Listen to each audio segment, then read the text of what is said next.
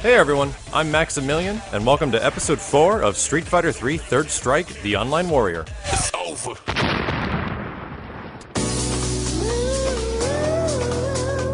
So if you guys didn't get the chance to check it out, episode 3 of Street Fighter 3 Third Strike: The Online Warrior was covering a topic that I was really curious about, the overall community's impressions and feelings towards Third Strike being released in its current age, amongst Street Fighter 4, Marvel vs. Capcom, games of that sort, and Street Fighter 3 being a big difference and a big change amongst that. My question was, how's the transition phase? For those players that are moving in from Street Fighter 4 or other modern-day fighting games, I was curious how you're faring against the new system. How does it feel in comparison? Do you like it? Is it complicated? Have you quit already? And surprisingly enough, I got quite a few responses. In combination of the impressions that I got from the initial video, which went up on Machinima about a week ago, and on my channel a few days ago, I was pretty shocked by the overall impressions of the players and the comments of the folks that have been checking out these videos. It might be the fact that most of you guys are just enjoying Third Strike and you're watching the videos and it's natural bias of Third Strike fans, but I was really shocked to see that a lot of folks from Street Fighter 4 and a lot of players in general were very welcoming to the Third Strike system. If anything, I thought it was going to be one of those situations where, you know, there's a lot of like gloating involved for Third Strike players. A lot of people that love Third Strike are like, they don't like Street Fighter 4, they don't like the modern age fighting game. I mean, even I have my gripes, but I still find them fun. But at the same time, I didn't think the Street Fighter 4 audience would latch on to Third Strike very quickly, if not at all. I thought it was going to be a huge stretch. I thought like leniency of the inputs being removed from Street Fighter 4 and just being normal in this game, and the fact that combos are legitimately pretty hard to do if you want to pull off some crazy stuff in this one. I thought that was going to be a huge turnoff. I thought all these things are going to make the Street Fighter 4 audience just go straight down the canyon and never try to crawl back up to play what I think is one of the most fun fighting games out there. But believe it or not, a lot of people seem to be really welcoming and open and receiving to Third Strike, and it just blew my mind to read that. I started in Street Fighter 4, like a guy explaining he started in Street Fighter 4, he started in 2009, and he absolutely got into Street Fighter. Loves it, loves the community, loves everything about the fighting game scene, but at the same time goes into Third Strike and then absolutely loves it as well. So it's one of those things where I'm thinking that fighting games in general, once you get the hang of how fighting games are, like fighting games are a game that requires almost more dedication and skill than most others. When you get to these high competitive games like shooters, games like certain racing games, games like RTS games, and stuff like that, I'm shocked to hear that players have... They expect to be good, like, right when they go in, and for the general audience, it's kind of like that. They just go in and they expect to be good, and they just get romped, and they never play it again. And that was the big problem with Third Strike, is that the barrier of entry for this game is huge. It's just gigantic, and the difference between a newcomer to a mid player, like a person that's pretty good at the game and understands it, which I consider myself at, and then the person that's a high tier, a person that plays the game competitively at tournament level and understands absolutely everything about it and all the matchups, the chasms between each of those barriers is huge in Third Strike. Like, I have no problem going against people that are relatively new at Third Strike. I find it an absolute blast going up against people that are mid-level, and I think that's some of the most fun. But going up against guys that are like extremely high tier, like for example in this video I go up against Gutex and get totally rocked. I actually went up against J.R. Rodriguez for a set of like 20 games, and I don't even know if I took one, to be honest. The dude is just so good.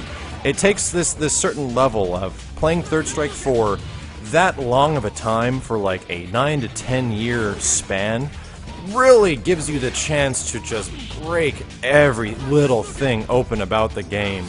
And once you understand it, it's kind of crazy. It's this whole level of understanding that is different than modern-day fighting games, because, to be honest, Street Fighter 4 only came out in 2009. And all things considered, it's been out for 2.5 years, almost. And to think that, for the console version at least, and to think that, like, Third Strike and Marvel vs. Capcom 2 and CVS 2, these games had, like, arcade shelf lives of nearly 10 years. And it was that long, like, people were still breaking things open. People were like, oh, check out this, you know, crazy thing in Third Strike you can do with charge partitioning. Check out this insane thing you can do in CVS2 with roll canceling, and I'm not even going to get into the stuff in Marvel 2.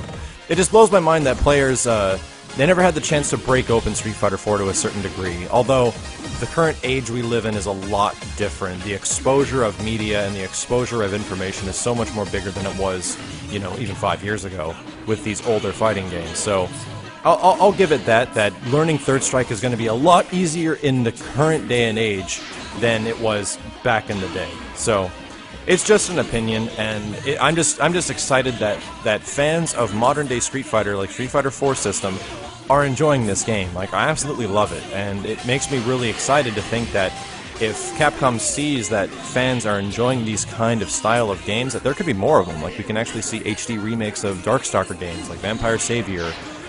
Who knows? I mean, I would love to see Alpha 2 or Alpha 3 remixed, not even remixed, just, you know, given a little bit of an upscale graphics with GGPO, just given kind of the same treatment as Third Strike. Anyway, the other thing I wanted to get into was the DLC, and you might be noticing that the existing DLC for this game, the big one that made a lot of hoopla, is the fact that the first DLC was a color swap.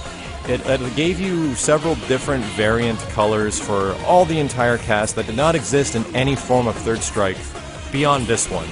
If you played the originals, there was a preset color palette, and then in the console version on PlayStation 2, there was another color palette you got, which was really cool.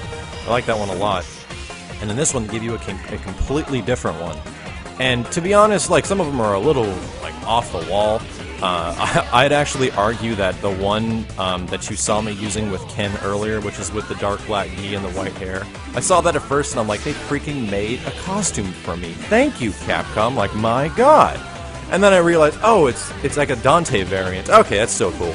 It's still awesome looking in my opinion, but a lot of other ones for, like, Ken, like with the black gi, are a little goofy. I'm not too big of a fan of the color costume pack, but I can understand where people are getting a little upset about it because it is a kind of lackluster. It's nice to see something different in a game that, you know, I was used to seeing the same for so long. So I accept it. I bought it just because I really like that Ken variant. But at the same time, it would have been way better if they actually put in a color edit mode. And for some older players, you would remember that there was a color edit mode in CVS2, and it was totally awesome. Like, you can make some insane color edits in CVS2, and there was some really inventive stuff that people came up with back in the day. But in regards to other DLC, I think it's been mentioned before, but I think the background layouts for Third Strike are still similar to Double Impact and New Generation, the first two Street Fighter 3 games. And if they took those backgrounds and put them into Third Strike, that'd be awesome. Like, I think that's one of the best things they can possibly do for DLC, although it might be somewhat of a technical nightmare.